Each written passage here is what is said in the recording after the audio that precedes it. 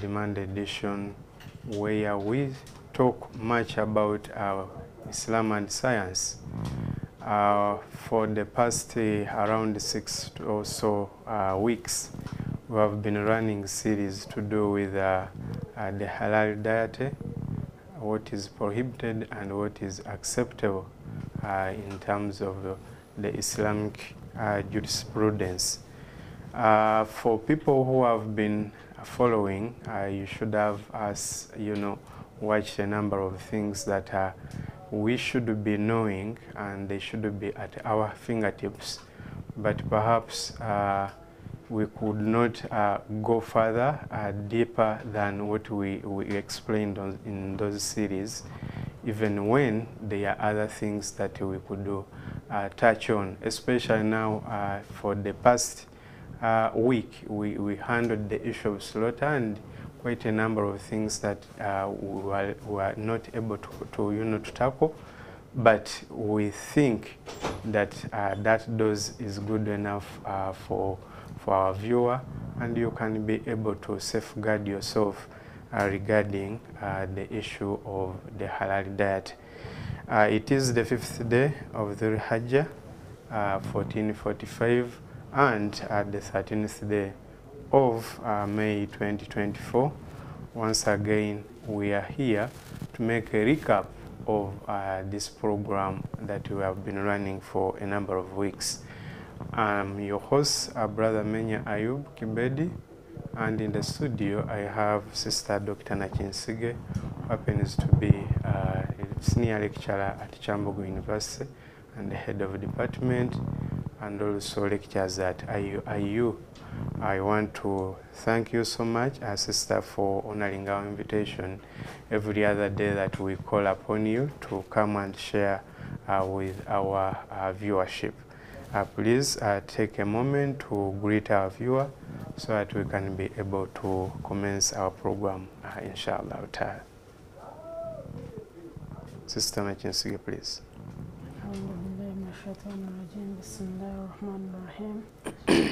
Alhamdulillah Rabbil Alamin. All praise be to Allah subhanahu wa ta'ala, and we salute our beloved Prophet sallallahu alaihi wasallam. We continue to pray for all the believers and the followers that have followed the footsteps of the Prophet and his teachings from his time to date. Viewers of Salam TV, Assalamu alaikum wa rahmatullahi wa barakatuh, and a special salutation to all the holiday makers. Jazakumullah khair. Today, as I made a preamble, we are concluding this series. I remember we originated this kind of topic from an ayah where Allah tells us, Ya ayyuhalladhina amanu kulum minat tayyibat mimma razaqnakum. So Allah subhanahu wa ta'ala is telling us to eat that is halal and tayyib from what Allah has made as provisions to us. And also we have a narration from Rasul sallallahu alayhi wa sallam where he tells us that in al-halal bayn wal-haram bayn wa baynuhuma umur mustashbihat la ya'lamunna kathiru minan nas.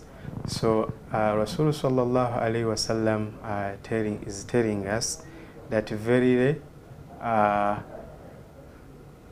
everything that is halal is bayn, is clear, and what is haram is also clear, but in between there are those that we call the doubtful matters. So what we call the gray area. So according to the Rasul sallallahu alaihi wasallam's advice, that we should avoid as much as possible to go into the gray area, because if we do, then we could fall into haram. So based on that, we have the issue of halal diet, and we have been explaining a number of things in this line. Now, from the things that we talked about, we want to itemize some of them and be able to make a recap from those series.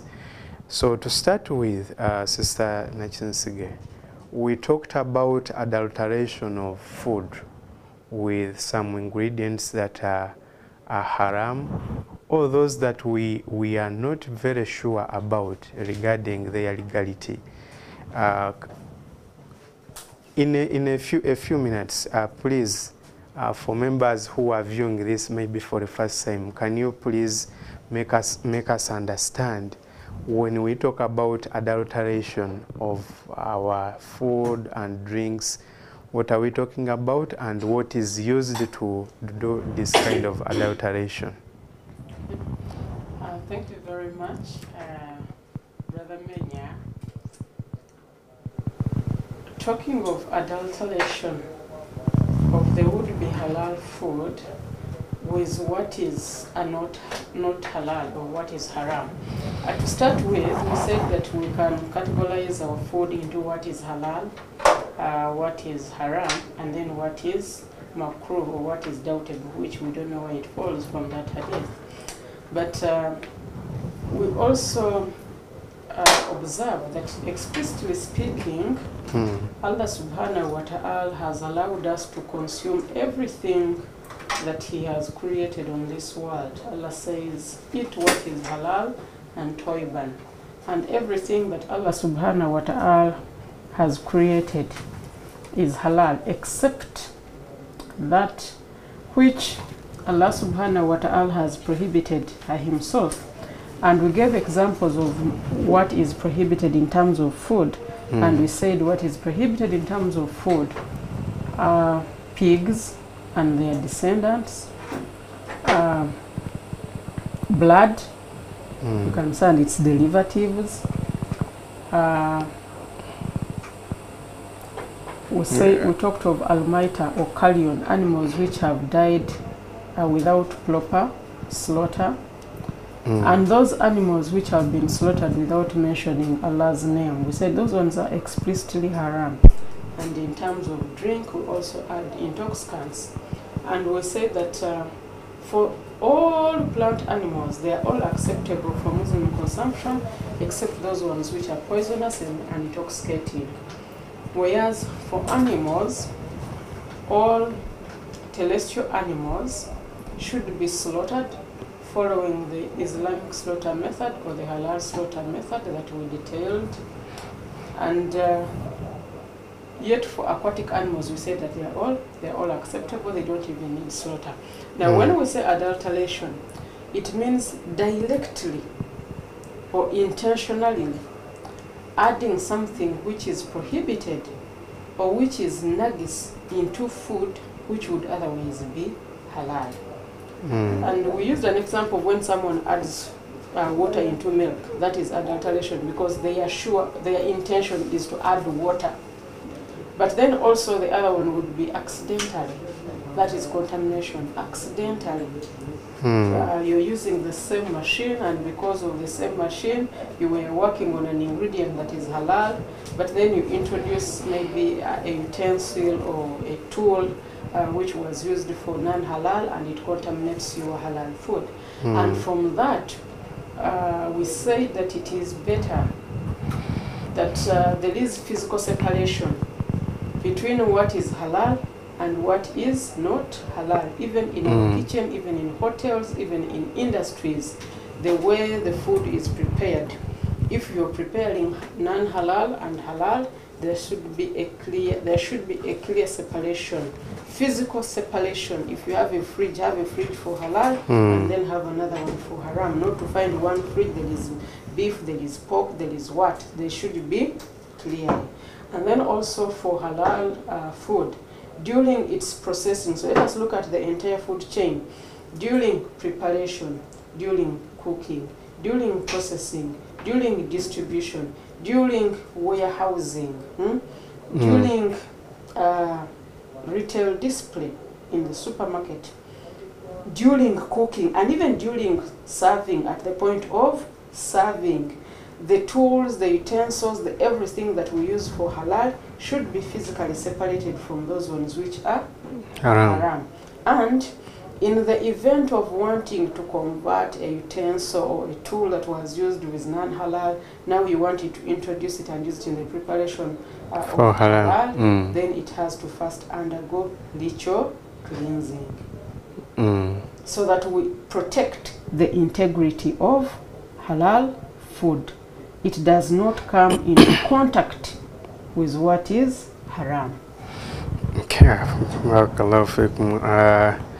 From your explanation, you mentioned something to do with things to do with intoxicants and alcohol, as some of those things that are either intentionally or can be accidentally be introduced to a halal item and it becomes an adulteration to that kind of item.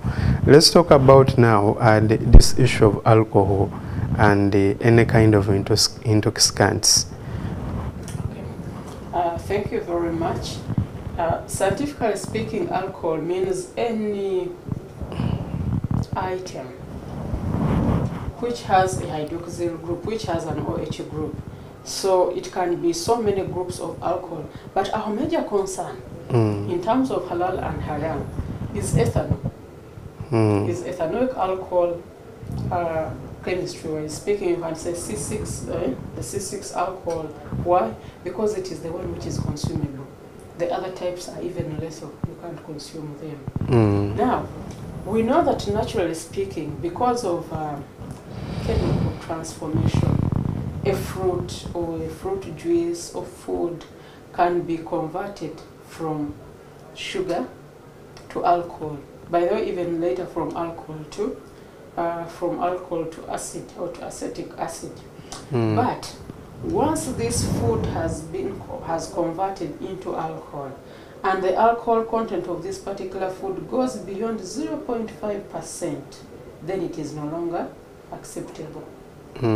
Now, because what is alcohol, as you remember from Surah Maida, the 90th verse, or the 90th ayah of Surah Maida, Allah has prohibited the consumption of intoxicants. Therefore, anything that is an intoxicant is explicitly prohibited.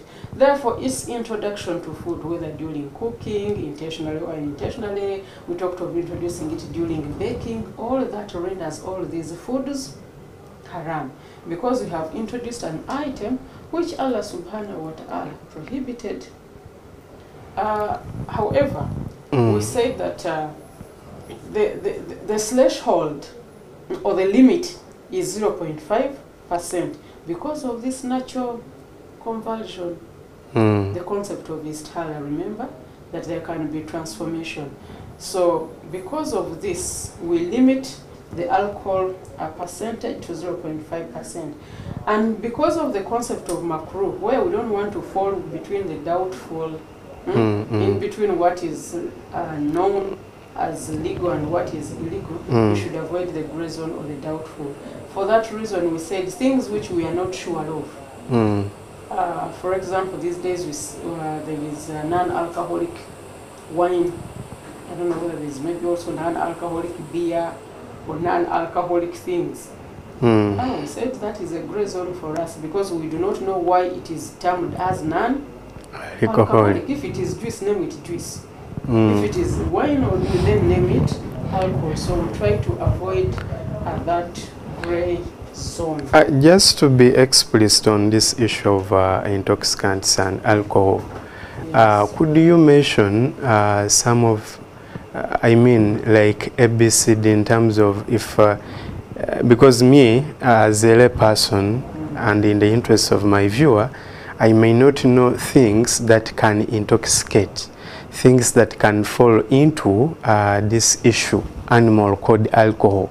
So please, in terms of mentioning, what are these things that can fall under that kind of category? Okay. Intoxicants can include drinks and drugs. Now, by the way, even alcohol is a drug. So, but something which when consumed, the sanity of a person, the soberness of a person changes. So if the drinking of alcohol makes someone's soberness to reduce, that alcohol is prohibited.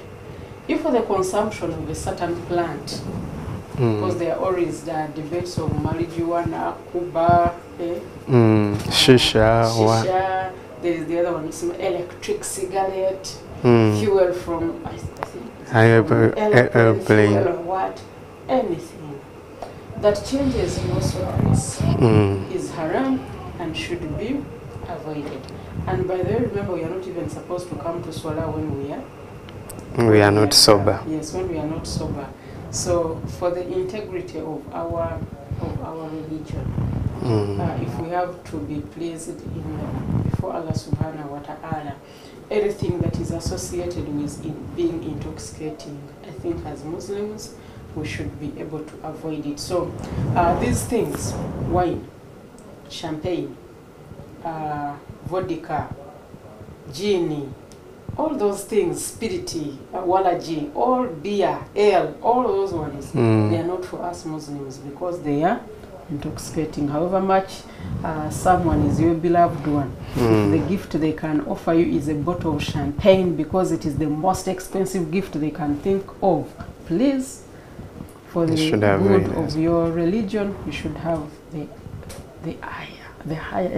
nsonyi to say that no, this is prohibited, and you know, before Allah subhanahu wa ta'ala, I cannot consume this, and you should avoid it.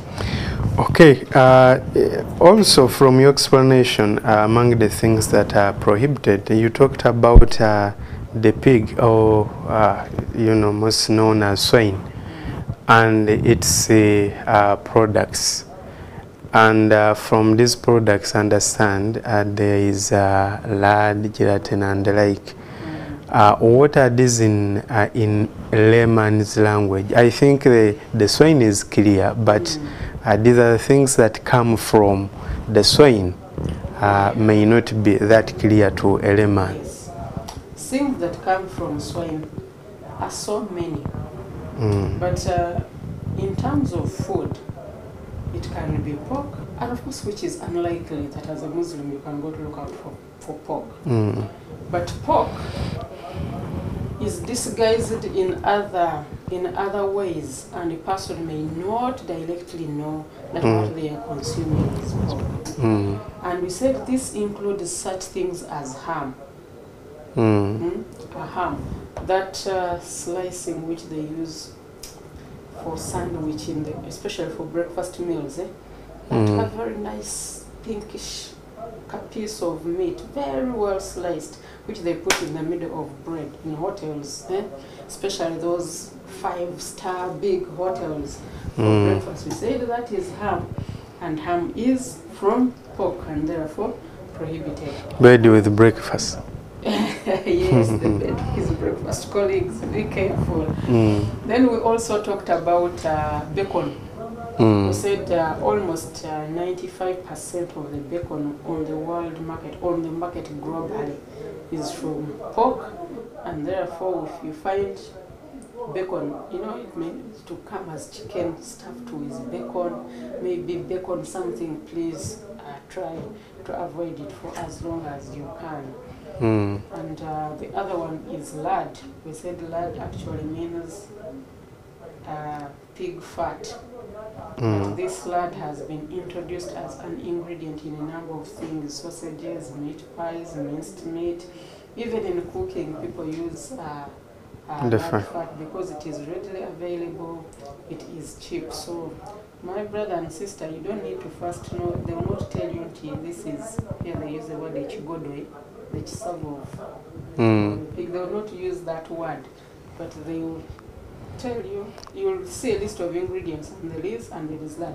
And by the way, animal fat. yeah, there's all animal fat. And by the way, as Muslims, you just need to be cautious when you enter a hotel and there is food which you don't understand. Because, for example, if it is fried rice, you know that it is fried rice. You know what is used to prepare fried rice. But if you ever find a name of a food which you are not sure on the menu, please always ask.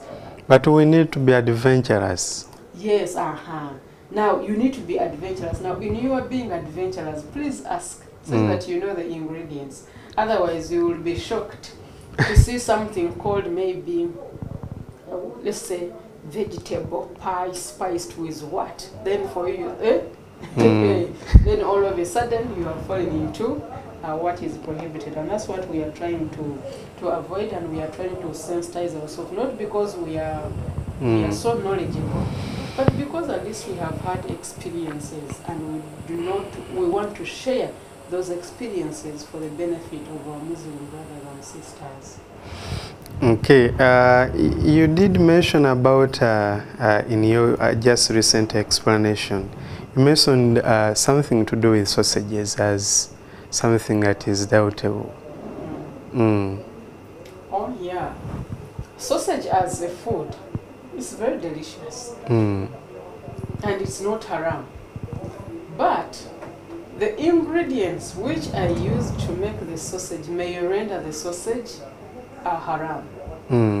The ingredients, not the sausage, but if one of the ingredients that has been used to make sausage is non-halal, then the sausage becomes non-halal. Now, in the making of sausages, a number of ingredients are used: meat, fat,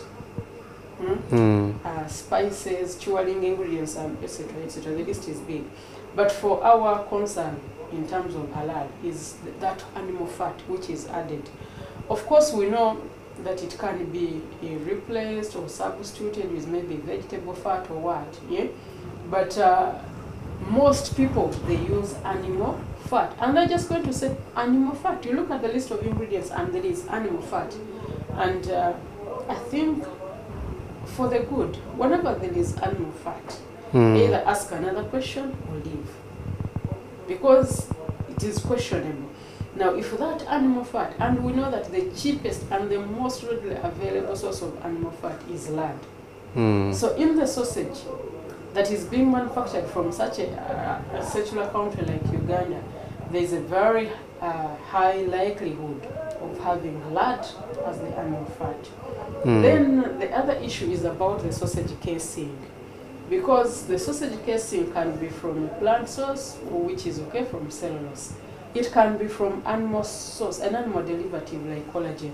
And if it is collagen, then also a question mark, because a collagen is derived from, can be derived from animals. And if it is derived from animals, then the question comes, which kind of animal? Which kind of the animal? Was it a halal animal or it was not? Was the halal animal slaughtered according to the halal procedure or it was not? Was the halal animal al-maita or not al-maita at the point the collagen was being extracted? Yes, so because of that, if the casing is made from collagen, another question mark.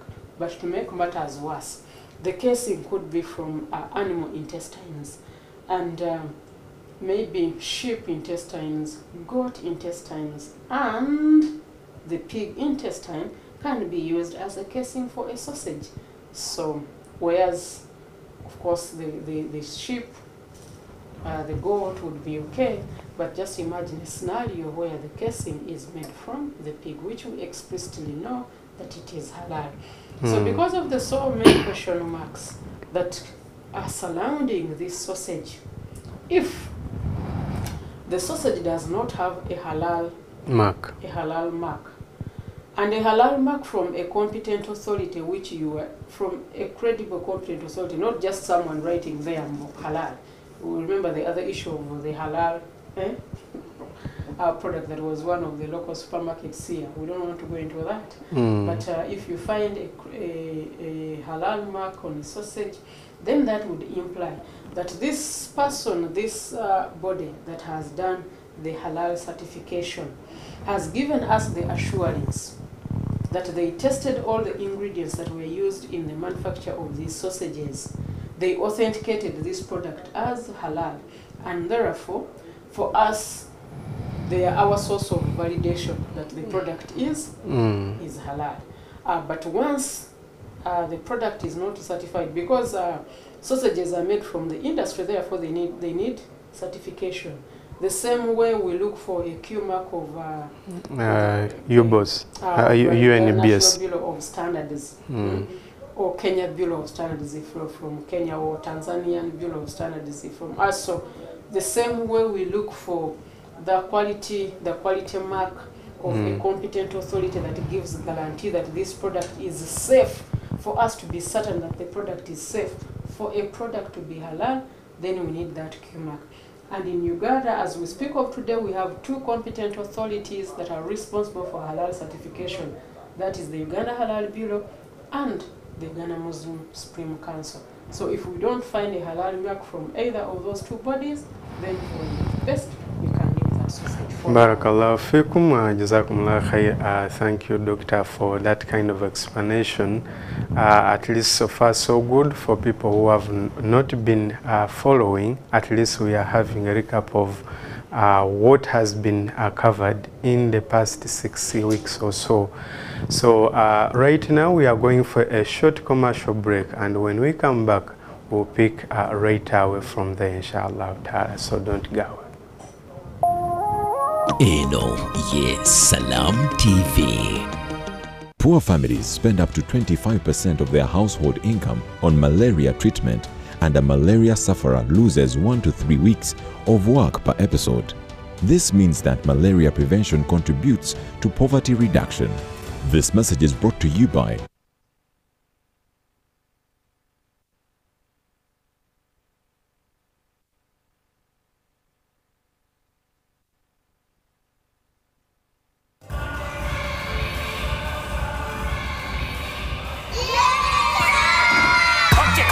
Mommy and daddy, if you go for shopping, don't forget to buy new crunch on market. Sam. Okay, family friend not to make a day. Purida mala make a day. Crisps, contracts, cookies, and gonja. Sam's, taste the difference.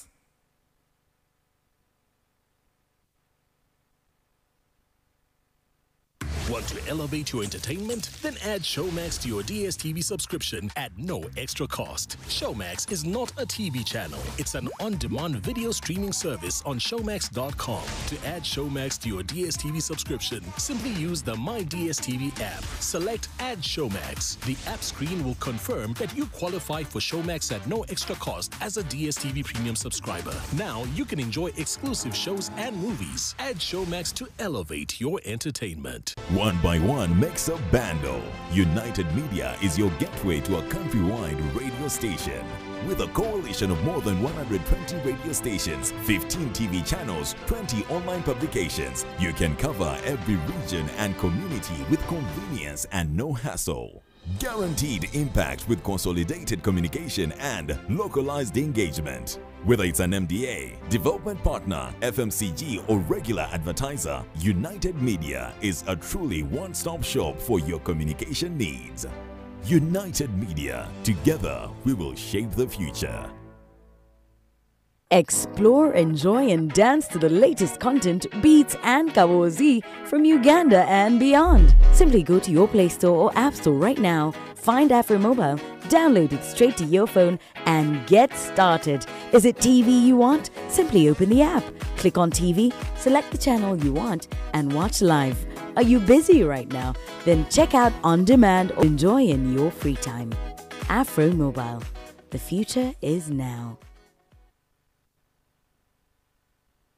Why YPA Goats Farming Project bakuguliddewo olugyo olw'okugaggawala okuyita mu kulunda embuzi. Balina embuzi ez'olulyo nga zikula mu myezi 6 n'ofuna amagoba. Bakusomesa n'ofuna amagezi ag'ekikugu ku kutandikawo faamu y'embuzi n'ennunda ey'omulembe, kw'ogatta endiisa n'enzijanjaba. Balina ensigo z'omuddo omulungi ogukuza embuzi amangu. Gw'alina ekirooto ky'okulunda embuzi, jangu mu YPA tukutaasa okufiirwa. Tusange ku ofiisi zaffe ezisangibwa e Rubaga okulira n'enkulungo ya Kabaka ku kizimbe kya YPA Building oba e Nansana Naluvule. Tukubireko ku noti 7 noti 3 noti 34 oba noti 774 313 551 ye YPA Goats Farming Project. YPA.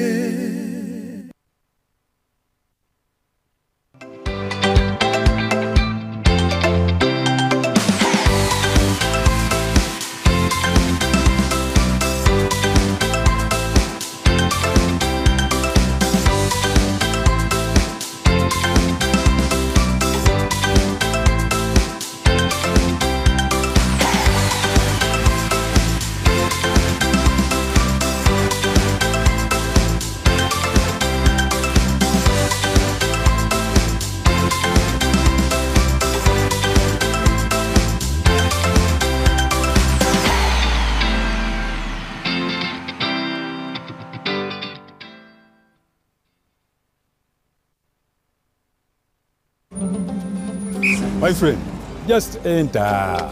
Everyone now has all access to Pearl Magic Prime. Kasim, give this man some biscuits. They are over. They are over. But you see these people here, they are on GoTV Plus, like you. But now they can watch big shows like Sanyu, or they can watch Beloved and they cry. So my friend, from now on, it's more magic to Uganda's best shows on GoTV Plus. Eno ye Salam TV.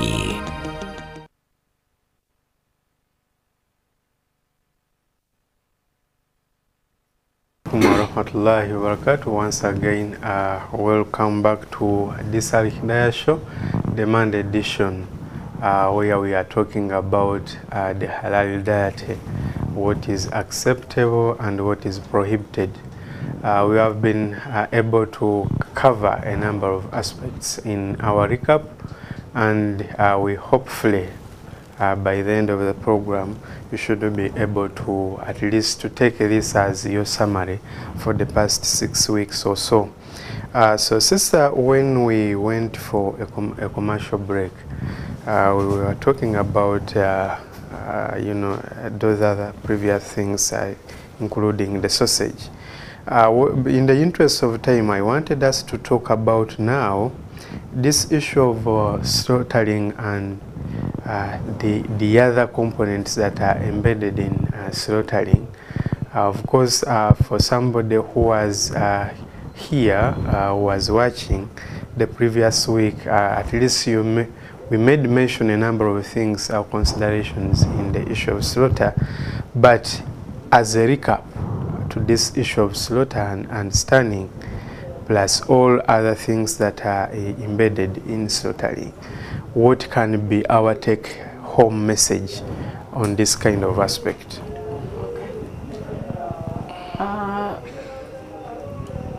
One thing is that slaughter is one of the most important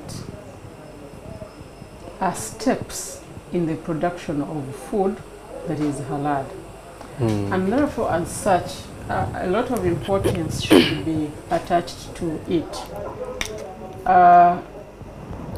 Because of that, we singled out 4 prerequisites that should be fulfilled in terms of slaughter. We started with the person that is slaughtering, and we said that this person who is slaughtering is supposed to be a sane adult Muslim. A sane adult Muslim who understands the intention of why animals should be slaughtered, and who is also able to recite Bismillah, Allahu Akbar before they conduct the act of slaughter. And then we talked about the animal, that the animal is supposed to be only those species which Allah subhanahu wa ta'ala has allowed us to consume.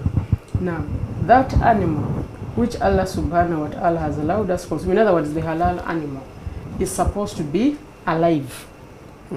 Alive at the point of slaughter. And that's why we introduced in the aspect of stunning. And we say that if stunning only makes the animal unconscious but does not kill it as well, then it can be used before slaughter. The animal is stunned, and then neck cutting following the religious prescriptions is carried out. But if the stunning kills the animal as well, then the animal is no longer halal, and therefore such stunning methods should not be used in slaughtering meat that is meant for Muslim consumers. We also talked about the issue of the tools, and we said that the tool is supposed to be a knife, but that knife is supposed to be only dedicated to the slaughter of halal animals. You cannot be in a home where you have other animals and then you use the knife which you used to slaughter pigs yesterday for now slaughtering our chicken. No. If that is going to happen, by the way, the knife should first undergo a little cleansing. But if it is not that, then the tools or the knives which are used for slaughtering halal species should never be used for the slaughter of halal species. And then even the area where we slaughter them, there's supposed to be physical separation such that there is no possibility of cross contamination for the halal with anything that is deemed non-halal or najis or haram.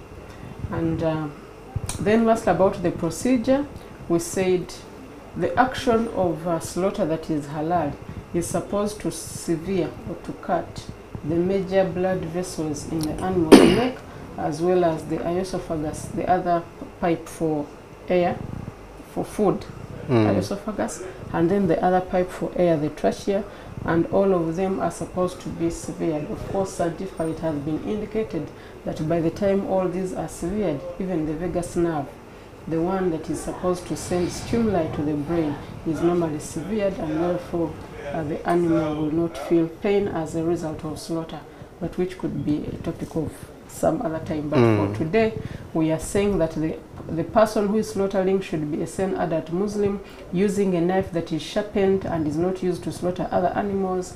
Perform the slaughter by first reciting Bismillah, Allah Akbar, and then such a meat is what is deemed halal. Now, talking about now, in the process of slaughtering, Yes. we are having blood oozing out. And now I know that in some cultures, blood is used as food, and it can be used in, even scientifically, it can be used in a number of things.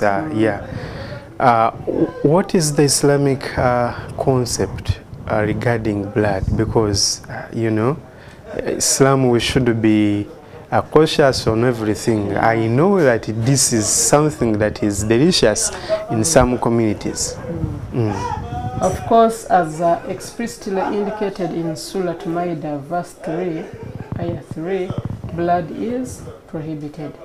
And because it is prohibited, when an animal is slaughtered scientifically, it is supposed to be allowed to bleed. After slaughtering an animal, allow it to bleed, to drain away all the blood from its body.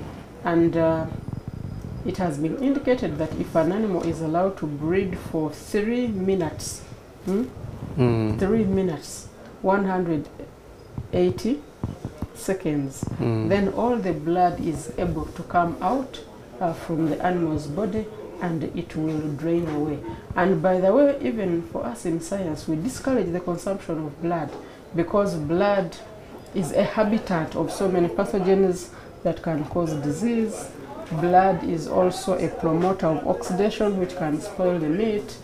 But Islamically speaking, it is prohibited. So the culture of consuming blood, like in some parts of eastern Uganda or some parts of Karamoja, it is beyond the confines of Islam, and therefore as Muslims we discourage it. But also the consumption of products which are derived from blood or blood derivatives, whether it is proteins from blood, whether it is stabilizers from blood, whether it is color from blood, whether it is blood meal, from which has been made, because it cannot be blood meal if it is not made from blood. So if it is blood meal, then all those ones are not acceptable Islamically, and therefore we should not use them as ingredients during our food preparation. Okay, thank you so much. Until that point, generally speaking, as science has grown, we have had a number of things also grow in terms of science digging down, especially on the concept of ensuring food security in the world. It is urged that whenever the population is increasing, we should have the matching kind of food production to match the growing population. And in Africa, it is something that has gone viral, especially in Africa and on the Asian continent, that populations are skyrocketing. And now that brings the concept of GMOs, with the people who are claiming to say we need to match the issue of growing population so that we can fight the starvation and the like. Now, these GMOs, we have GMOs in animals and in plants. Whatever science is there, it is much, known by the scientists, the you people. So, what is in this kind of GMO science of genetically modifying the genes and cross-cutting from one kind of species to another for some desirable traits? And once that happens, what does it do with regarding the halal kind of, I should be restrained to eat something that I know there is a trait that crosses from the other kind of thing to this one, yes. The United Nations Sustainable Development Goals. Goal number 2 is about zero hunger. That everyone. And is it achievable anyway? We pray that it is achievable because food is a basic need. Everyone needs food. Now you realize that the world population is ever growing, but the land, the earth that was given to us by Subhanahu wa Ta'ala is not expanding. For us, we are increasing in number, but the earth is not expanding. In fact, arable land which is devoted to food production, is every day reducing as technology is bringing up construction, mining and other things. So the land that is devoted even to the pollution itself is reducing, and as a result there is a need to use sustainable means of food production.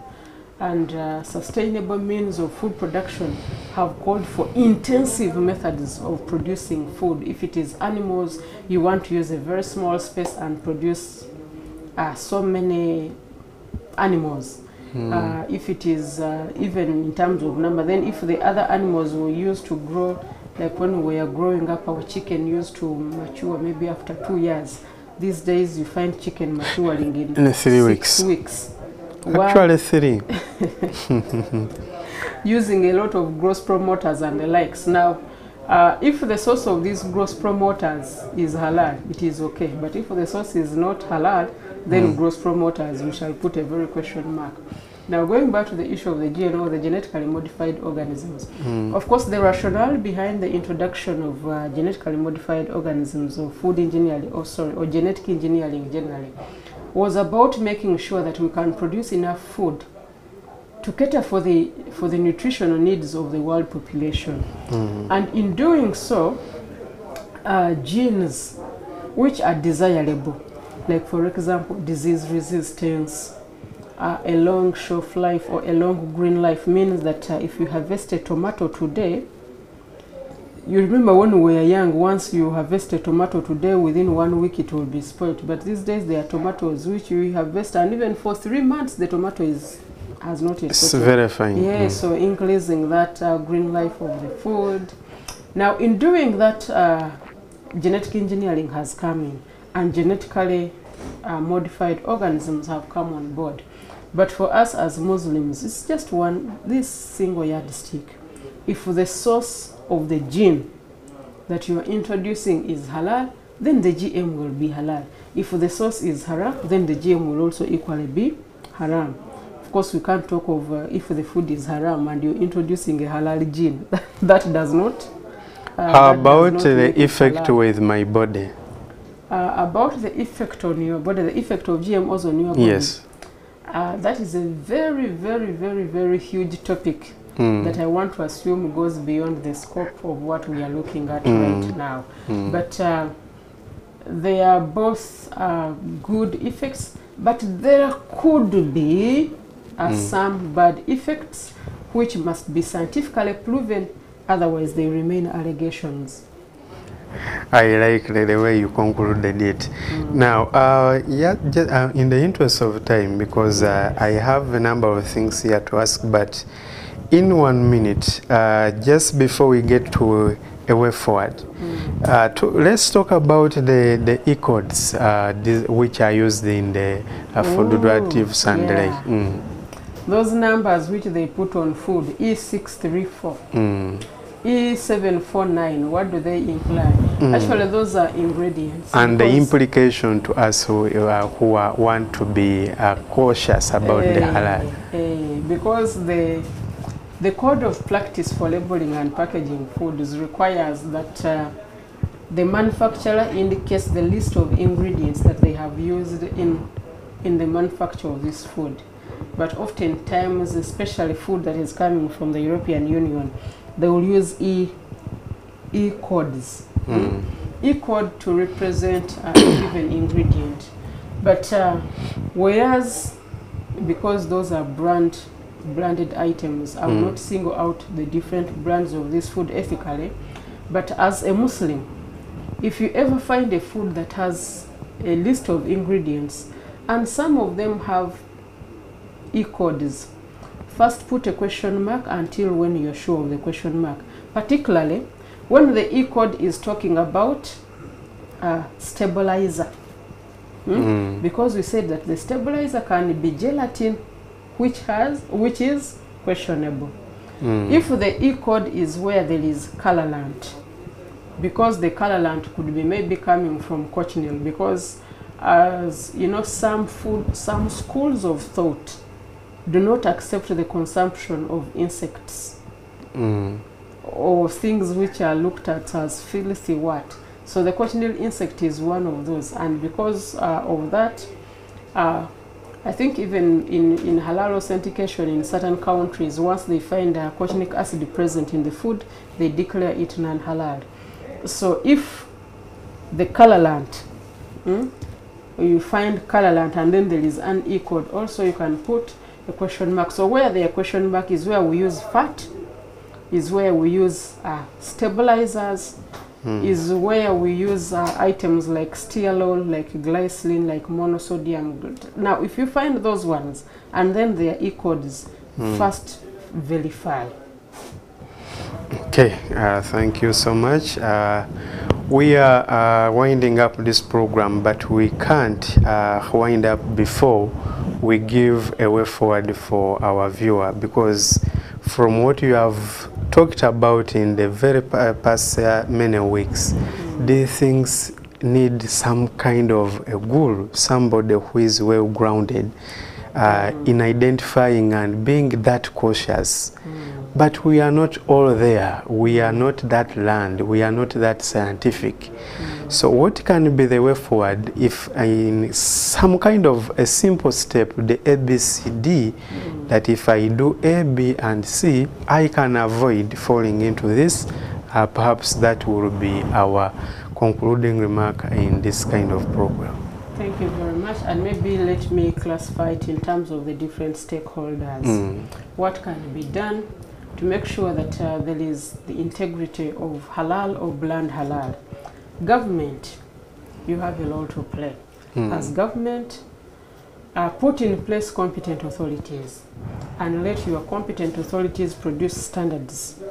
We thank the current standards, but we also appreciate that they are voluntary, and by the way, which can limit trade between Uganda and the Muslim countries, which dictate that all food and all food imports into their countries must be halal. So if Uganda is to trade with the Muslim countries elsewhere, then the halal certification system in the Uganda has to be streamlined. We need a body that should be able to accredit the halal certifying bodies. The halal certifying body should be able to seek accreditation and also fulfill the requirements of international standards that give them the mandate that can qualify them to be recognized by other competent authorities in other importing countries.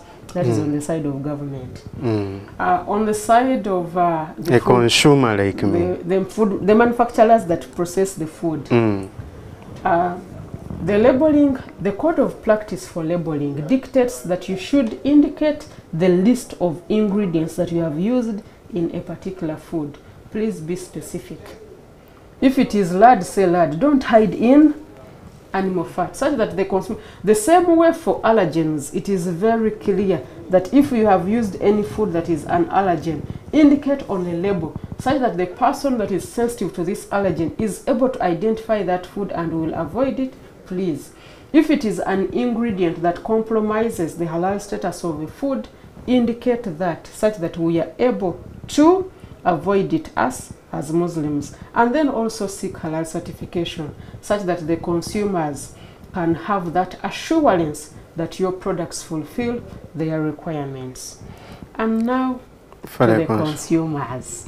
Yes, it is our responsibility in the first instance to check and ascertain that the food that we are going to consume is halal, because it is our responsibility. So look up for a food that has a halal mark, or buy from a supplier or a shop where you're sure of that the status and the integrity of halal has not been compromised. Barakallahu fikum wa jazakumullahu khair. It has been quite that amazing to have this recap for the programs that we have run in series. It is up to you now, my viewer, so that you can be able to find out what is halal and what is haram for you to consume. Otherwise, the information is now out there, and taking a decision is up to you. With that, we come to the end of this program. Until then, we meet next time, inshallah ta'ala. Subhanakallahumma bihamdik. Ashhadu an la ilaha illa anta nastaghfiruka wa atubu ilaik. Assalamu alaikum wa rahmatullahi wa barakatuh. Eno ye Salam TV. Adhan ngekutuswako. Hotel Africana. Come as a guest and leave